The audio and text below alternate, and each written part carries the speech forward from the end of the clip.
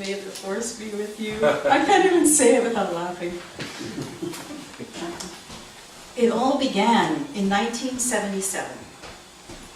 That's the same year as our family came to Canada from South Africa. It's the same year that Elvis died. It was the year that Rocky won the Academy Award for Best Movie. Roots was the television hit. The music was all ABBA. Dancing Queen and Knowing Me, Knowing You were the two top hits of that year, followed by You Light Up My Life by Debbie Boone. Remember that song? Yeah. I was a teenager, and my life was all about creating new roots as we came to a new country. And I didn't actually get to see Star Wars until 1978. And in those days, the teenagers still went to the drive-in. And now you don't hardly ever see drive-ins anymore, which is such a shame. But they do, but they're not as common as they used to be. And so, to be perfectly honest, the first time I went to see the movie Star Wars, I didn't see a whole bunch of the movie, because that's not what teenagers did when they went to the drive-in. Hello? So, I didn't actually see the movie until the week after I had told everyone I'd seen the movie. And that was only because my brother Ron was asking me things about different parts of that movie and raving about it. And of course I had no clue what he was talking about, because I don't remember one thing about the movie when we went to the drive-in. So, my mom's here today. My son will probably see this tape. So I'm not going to say any more, we're going to move right along. But just know that that's how I first sort of saw Star Wars. From the first opening scene, long time ago in a galaxy far, far away, long, long ago in a galaxy far, far away, Star Wars revolutionized the movie industry, both technically and spiritually. It was the first movie series to put humans in a completely separate galaxy, pitting the forces of good, the Jedi, with the forces of evil, the Sith, who of course wanted to take control and rule the universe. Star Wars, with its blend of cute robots and interesting otherworldly creatures and diverse and fun-looking planets and really some pretty funny humans, brought us an entertaining, imaginative, and engaging spiritual story without being religious. It introduced a way to examine spiritual concepts to our secular world rather than through the religious framework of the traditional church. And in doing so, it created a movement of passionate fans for Star Wars. You know, on the internet, if you want to find something, you go to Wikipedia, you go to Google, and then quite often something goes to Wikipedia. There's one that is completely dedicated, an encyclopedia dedicated to Star Wars, called Wookieepedia. I kid you not. Did not know it existed. But that is how intensely passionate people who care about Star Wars show their care and love for it. The movie was groundbreaking at the time, but 15 years or so after its first release, I took my son to see Star Wars. And then last year, we had a bunch of kids on May the 4th, of course, who had never seen Star Wars join us to watch the movie. And I was struck by how, despite the fact that, you know, some of it's pretty corny and you can tell that it's an old movie, how much we were still, all of us, engaged in that story. The Star Wars movie truly does stand the test of time. And today, May the 4th, has become a day to honor and celebrate everything Star Wars. All around the planet today, people are watching the entire series of 6 movies in a row, in marathons. They're dressing up, and just as we're doing today, they're chatting about the lessons that Star Wars has to teach us. So I mentioned that there are 6 Star Wars movies. They really are 2 sets of 3. And the first movies, the ones that were released in 1977 and the subsequent years, are the most well-known and actually start halfway through the story. So the movies that were released first are actually episodes 4, 5, and 6. And these 3 movies are the ones that people are most familiar with. They have the Luke and Yoda and the Death Star getting blown up and stuff like that. So let me quickly give you a précis, for those of you who don't know, of just how the movie introduces. It starts with a young man whose name is Luke. He's an orphan, and he lives on a farm with his aunt and uncle in a barren planet, and they're farmers. A spaceship carries 2 droid robots and crashes near them, and of course Luke goes out to investigate.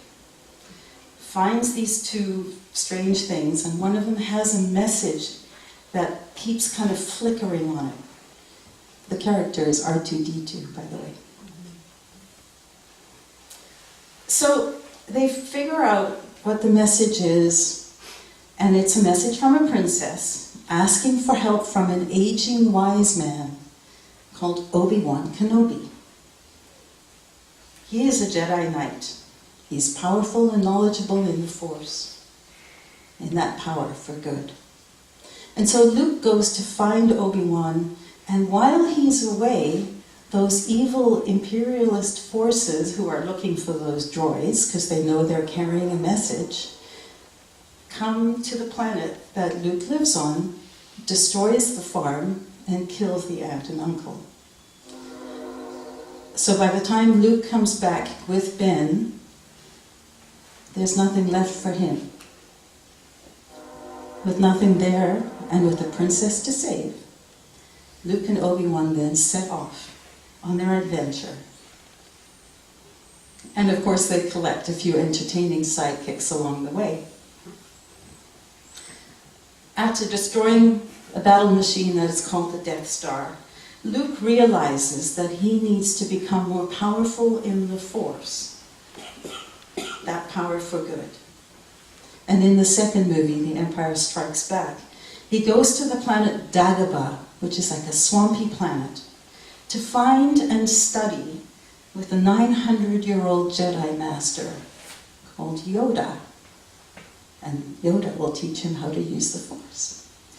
So today, we're going to examine some of the wise words that Yoda used and see how we might learn from them as Luke did.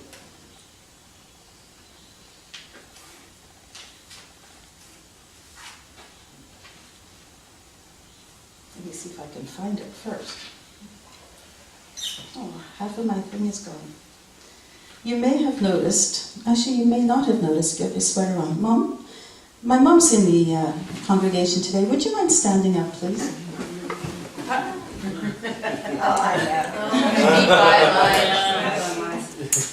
My mother has a t-shirt on that says, "Judge me by my size, do you?" I told you our family's a Star Wars family. My grandson came to Disney and brought me back. Let's see it. Rhona? Oh. So, You can see the backwater too. in the movie The Empire Strikes Back, Luke is supposed to use the Force to raise a submerged X-wing fighter plane that is half hidden in the swamp. This quote follows Luke's very human exclamation that he can't do it because it's too big. Luke sees an impossible task, and like most of us, he gives up. Yoda responds with these words, and I quote, "Size matters not. Look at me. Judge me by my size, do you?" And then, this old, frail, diminutive dwarf-like creature raises the plane and teaches Luke a valuable lesson about prejudging people and things based on outside appearances and preconceived notions. Whether it's the size of a task or the physical attributes of a person, Yoda reminds us that outside appearances are false and do not matter. We've all been taught, though, that outside appearances do matter. Weight loss, cosmetics, surgery, cars, fashion, entire industries that are dedicated to the message that physical appearances are important. Now, I want to be clear that there's nothing wrong with looking attractive and presenting ourselves well. Yoda is simply reminding us that those things should not be mistakenly used as a measure of a person's power, ability, or worth. One of the great things about researching and preparing a talk such as this is that I get to discover some Bible passages that I've never even heard of. Again, all I actually do is I find an idea and I Google it, and then this wealth of information pops up and I discover all these wonderful new things. So here's what I read in James, a reminder not to judge, and I quote, "Do not hold your faith with an attitude of personal favoritism. If a man comes into your assembly with a gold ring and dressed in fine clothes, and there also comes a poor man in dirty clothes, and you pay special attention to the one who is wearing the fine clothes and say, 'You sit here in a good seat,' and you say to the poor man, 'You sit over there or sit down by my footstool,' have you not made distinctions amongst yourselves and become judges?" In the Old Testament, God tells Samuel that he's chosen one of Jesse's sons to be the future king of Israel. And Samuel should go to Bethlehem, find the boy, and anoint him. Samuel goes to Bethlehem and sees Jesse's sons. And he makes the assumption that the first one that he sees is going to be the king. This guy's name is Eliab. He's the oldest, he's the strongest, very handsome. And Samuel says, I think this is the one who should be king. And God says, no, and I quote, "Looks aren't everything. Don't be impressed by his looks and stature. I've already eliminated him. God judges persons differently than humans do. Men and women look at the face. God looks at the heart." End quote. In the end, Samuel sees 7 of Jesse's sons, and none of them are the person who will be destined to be king. And finally, in desperation, Samuel says, "Got any more kids?" And Jesse says, "Well, yeah, the youngest, he's, you can ignore him, he's just taking care of the sheep." And Samuel says, "Go get him. His name's David."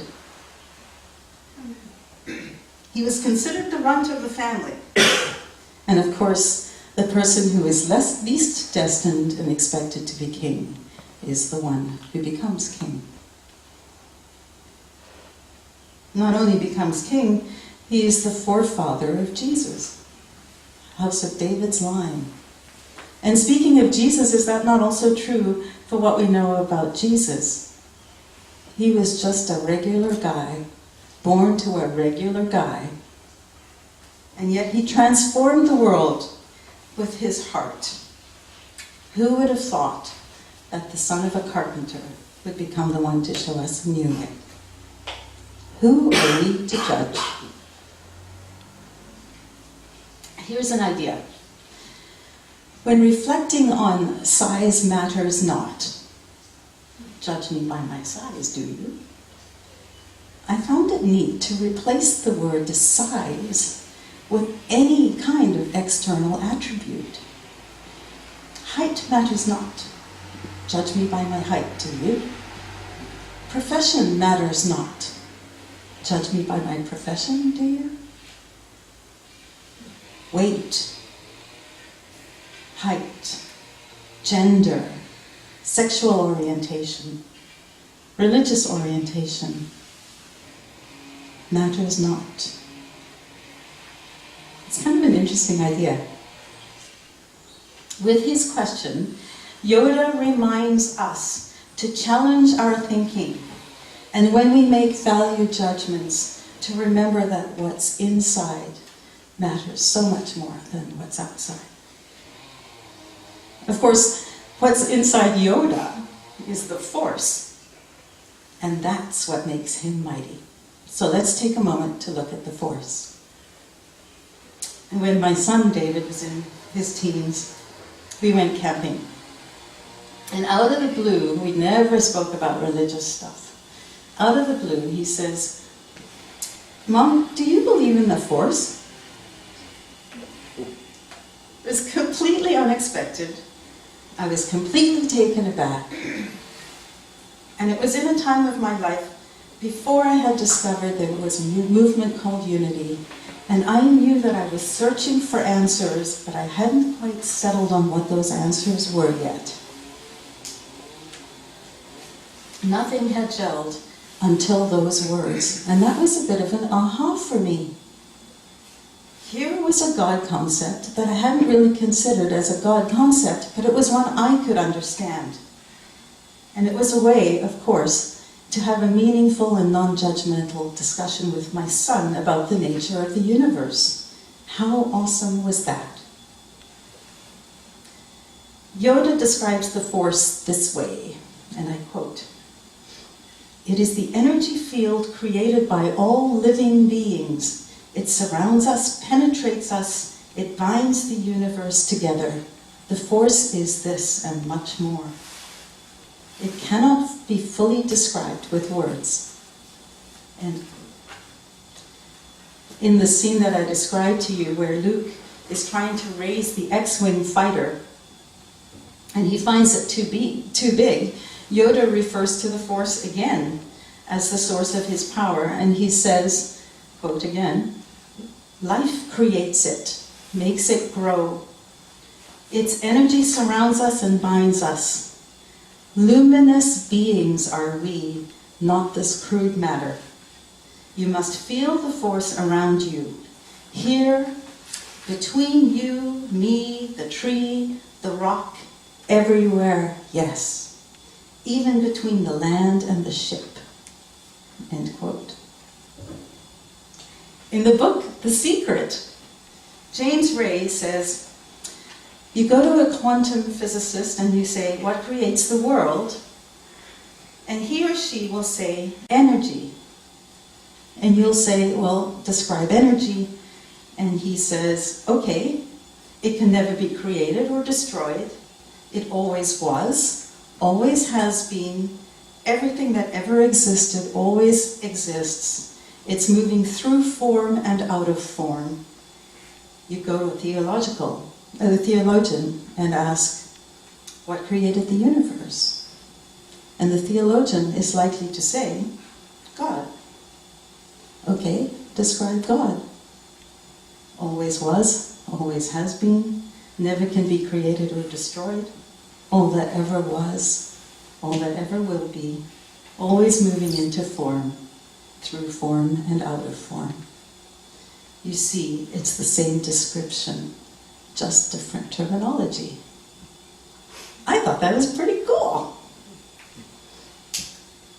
The one thing that I noticed about the Force is they talk about the Jedi using the Force, and then their evil counterparts, the Sith, working for the dark side of the Force.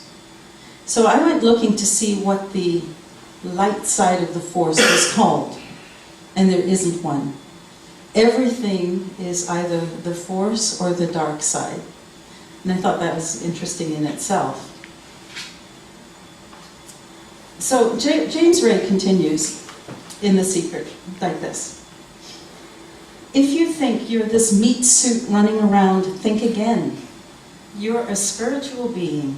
You're an energy field operating in a larger energy field. And I end that quote. Yoda said, as I mentioned before, that we are luminous beings, not this crude matter. What does that mean? That we are not the sum of our physical parts. We are not just cells and skin. We are more than our physical bodies with all of their limitations.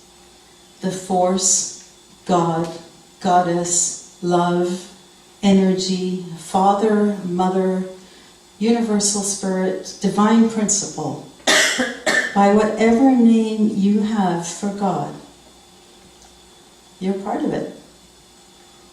We are luminous, energetic, creative beings, part of the force.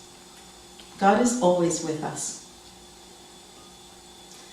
Sometimes, though, we don't remember. We don't remember that we are part of God. And therefore, we cannot be separated. Jesus put it this way in John: I am in the Father, and the Father is in me. My Father who lives in me does his work through me. Yoda, when he talks about size mattering not, says so because he is fully in touch, always and all the time, with the Force. He truly means the equivalent of, with God, all things are possible. So, to be reminded that we're in touch with God all the time, in Star Wars, we use the words, "May the Force be with you." In the non-Star Wars world, say that 3 times quickly. In the non-Star Wars world, there you go. What do we say when we part from each other? We gotta be with you. Goodbye. What does goodbye mean? It's a contraction of God be with you. May the Force be with you on the one hand, God be with you on the other. As I said before, Star Wars simply took the traditional religious God out of the picture and replaced it with this concept of the Force. Here's another powerful statement by Yoda. Fear is the path to the dark side. Fear leads to anger. Anger leads to hate. Hate leads to suffering. Some of you were here last week when I spoke about 2 basic emotions being love and fear. And as part of this message from Yoda, I want to address the importance and danger of the fear-based emotion of guilt. One of the most difficult things that we're called on to do as humans is to balance the needs of others with the needs for ourselves. And sometimes we let the needs of others supersede our own needs. Are any of you givers and know what I'm talking about when I say that? No. Rosie? Sorry, shouldn't put anybody in context. But honestly, that may not always be the most loving thing to do. Walt and I have been listening to these tapes by Dr. Ellen Kreidman, who in the 80s and into the 90s, and I don't know if she still does them now, but did some relationship tapes that we are finding quite enjoyable to listen to. And she addresses this in a unique way. She uses an example of her husband and her going on a cruise when their children were quite young, and they were leaving their children at home for the first time, which is something that her parents had never done. And she talks about how conflicted she felt when her youngest child begged her not to go. And yet in her heart, she knew that she was a wonderful mother for 51 weeks of the year. She wanted and needed to go on this cruise to rest, to have fun, to reconnect with her husband, and to renew herself. And really just to honor herself with this gift. And the guilt arose because what she wanted didn't match the other people's viewpoints of what she should do, including her parents and her son. She was afraid that she would hurt her kids' feelings, that he would feel that she wasn't loving him enough, that he would be scarred for life, and that maybe her parents had been right to never take time for themselves while constantly reminding the kids of the sacrifices they were making. What would you do? I don't know if I could answer that, but I'll tell you what she did. She went on the cruise. She felt terribly guilty for a day or two. She had a wonderful time. She came back refreshed. Her love bank account was refilled, as she puts it. She calls it a love cup. And as a result, when she came back, she was ready to continue in her 51-week role as great mom. Her reasoning ties into Yoda's words.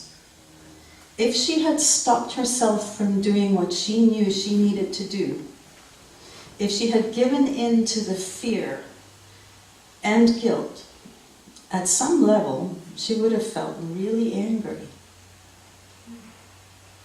Then she would have felt resentful. She would have felt like her needs had no worth. And as a result, she would have ended up being less giving, more unhappy, less flexible, less willing to do whatever the kids really wanted to do. She knew that she needed the time away, and in the end refused to allow herself to be manipulated by fear. Her words are, feel the guilt and do it anyway. In the end, the fear would have led to anger, as I said, which would have potentially led to a version of hate, which is what what Yoda spoke about. Hate is defined in the dictionary as intense and passionate dislike. I think hate sounds much stronger than intense and passionate dislike. But I could truly perceive that if she had not gone on that cruise, how she would have been really resentful to that child, and how at some level he would have known that and felt the consequences. And that would certainly have led to more suffering. I know that when I'm tired, when I'm worn down, feeling underappreciated, and carrying just the tiniest touch of martyrdom, maybe I can be a little miserable to live with. Maybe a lot. Jesus reminded us to love our neighbors as ourselves. We need to remember to be good and honest and kind to ourselves so we can in turn feel free to live and give love. Here's another quote. Truly wonderful the mind of a child is. This was spoken while Yoda is training young 4-year-olds in how to use their lightsabers. Obi-Wan comes in and interrupts the class because a planet is missing from where it should be on the interactive 3D map that was so cool in those days. One of them solves the problem by stating the obvious and coming up with a solution that had not occurred to these bright, aged, wise men. And it made me think, Jesus said this, unless you change and become like children, you will not enter the kingdom of heaven. He also said, let the children come to me, forbid them not, for theirs is the kingdom of heaven. Have you ever watched children? They play. They don't overthink. They don't overanalyze. They just live. Children can find as much enjoyment in playing with the wrapping paper as they will find in playing with the gift. They live completely now. 1 minute, 2 kids can be best friends, The next, they can be at each other's throats and yelling that you're not my friend anymore, I'm never going to talk to you again. And 5 minutes later, they'll be back to being best friends. They take things at face value. They don't know what is actually believable or achievable. For them, a unicorn is just as realistic and achievable as a horse. Children take things at face value. They are not programmed to look at things a certain way, not yet. They have no filter about appropriateness, political correctness, or tact. As any parent who has taken a child to a mall has found out, Mommy, look, that lady's gonna have a baby. No, she's not. I don't know if I should tell this story, but what the heck. When Dave was 4, we went to the mall in Sarnia, Ontario, where we lived. And do you remember the root beer, the A&W root bear, the mascot?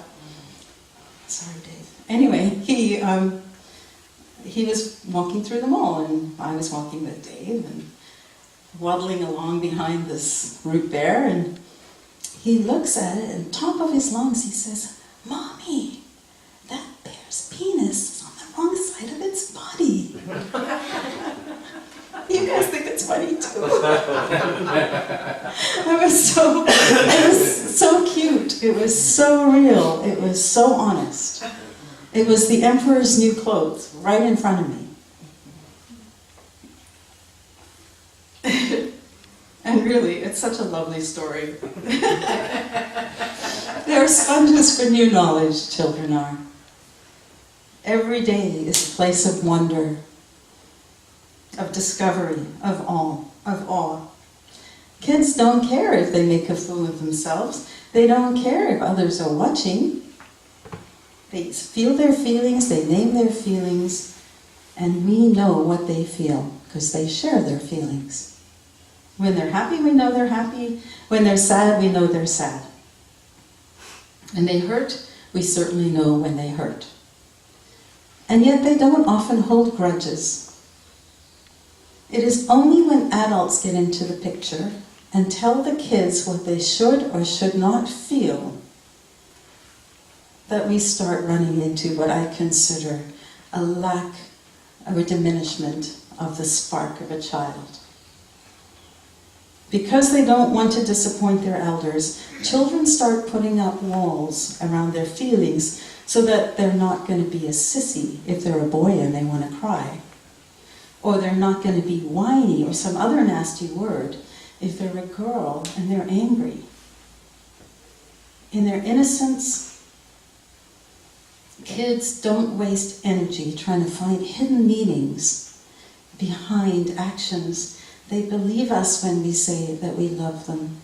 They believe us when they say that it's not appropriate to say or do something. They believe us, though, also when we tell them that they matter. And as adults, I think we could learn to be more childlike. I think we could learn to play more. I think we could learn to laugh more and remember to laugh more.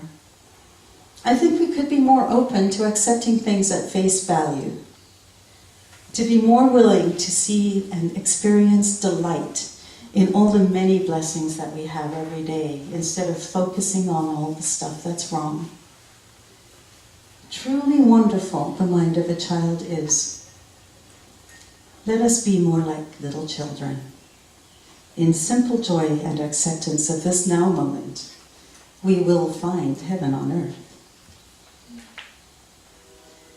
There's so many Yoda quotes. I could go on for another 2 hours and still not cover all the wisdom that Yoda has. But time is short. There's more in your bulletin. I found a wonderful poster that has some of the best Yoda quotes. I invite you to grab that and take it home with you and just enjoy reading it. The overriding lesson that Yoda offers is this. We are part of the Force, We need to be mindful of the Force's power and presence in our lives. We need to train our minds in the use of the Force and choose light over dark. We need to suspend our judgments, our decisions that things are impossible, and focus instead with childlike innocence on the infinite possibility of the Force. I hope that you enjoyed the Star Wars journey as much as I did. I have to tell you, I am very grateful to George Lucas for bringing us this piece of spiritual wisdom that is so accessible, that is non-threatening, and that encourages meaningful discussion on the nature of life, the universe, and everything. May the Force be with you.